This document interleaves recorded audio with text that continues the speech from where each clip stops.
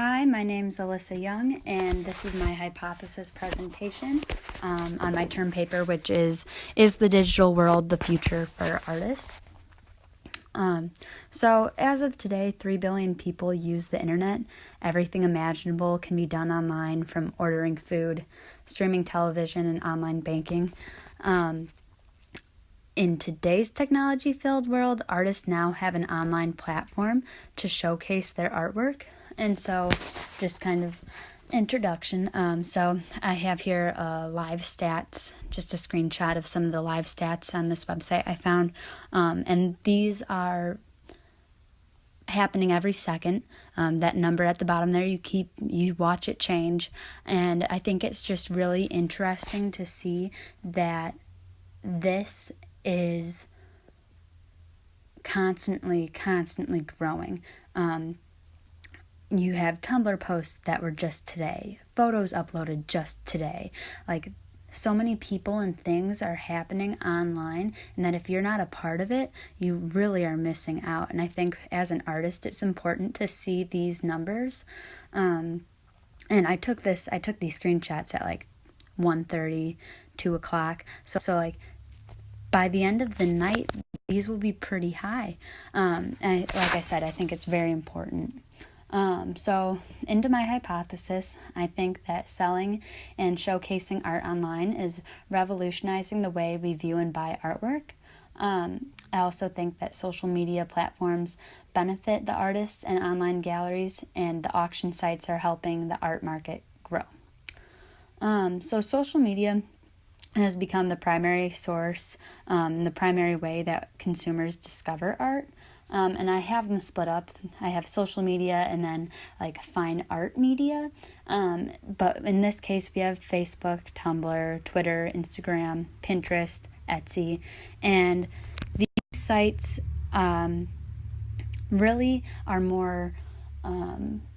they don't cater to just the artist. So you really have to go out there and make your Facebook art-oriented, your Twitter art-oriented, Instagram, and so on. And I mean, they're different. Etsy allows you to sell products online, and if you're a creator, if you're an artist, it's a really nice tool. But you kind of have to have something commercial, catchy, whimsical, I feel like, for Etsy to really be successful. I mean, there's other websites too that are out there. DeviantArt is one of them, where you can sell your artwork.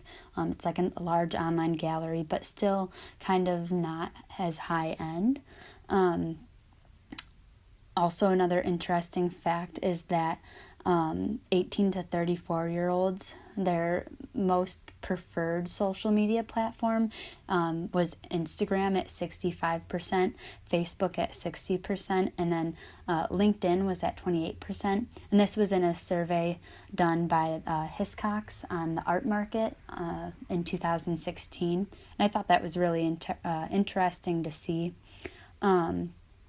As for that, I do have another graph from them, and it's just preferred social media platforms, just from everyone that took the survey.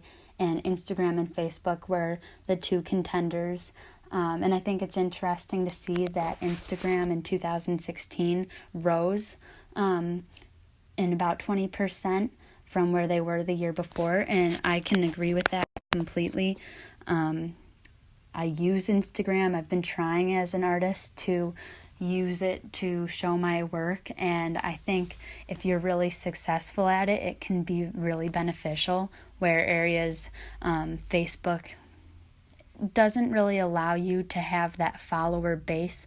You have more friends and family, but at the same time, that is kind of what's so neat about it all, is that if you share something on Facebook and then a family or friend shares it, then they're sharing it to their connections, and it can go a lot of places. You just need to know how to use each form of these social medias. The next platform I have is the fine art market, and I have Christie's, ArtNet, Artsy, Sotheby's, and Paddle 8, and all of these are more of your high-end websites they don't really compare to the social media sites. This is a more exclusive thing compared to Facebook and Twitter. Facebook and Twitter can have all sorts of interests on there, where these are all solely for art. And on these sites, you can have online bidding, galleries, auctions. Your portfolios can be on there. Sotheby's and Christie's are two of the oldest. Sotheby's is from 1744. So now they're putting their self online and opening up that market. And I think it's a really great thing that they're doing. They're not the only ones. Christie's is the same way. ArtNet's the same way. Artsy and Paddle8 are a little bit more art central and for the artist making their artwork. And according to the Hiscox report, again, the online art market has continued to grow up to 24% to $3.27 billion, despite the market slowing in 2015. I think that's amazing that even though I'm not quite aware of these sites, I found them while doing the research, that the art market online for these higher end companies have been growing. Here's a report, a graph from the report, and it shows the growth from 4 companies, well, minus Heritage Auction, which had a negative percentage. But it's really important to see that there is growth in their sales. Another important role that these platforms have is creating a mobile app. So not only are they just based online, you can download their applications onto your phone and join in on the auction or the online bidding right from your phone. So I think that's also a really smart move for those companies. The next question that we kind of have asked is, who is buying the art? Who is participating in this? Is it the millennials? Is it the baby boomers? And I think that's a really important part of the research that needs to be studied. Over 80% of baby boomers spent more than $10,000 online for art, where the millennial Generation Y was at less than 20% for buying online art.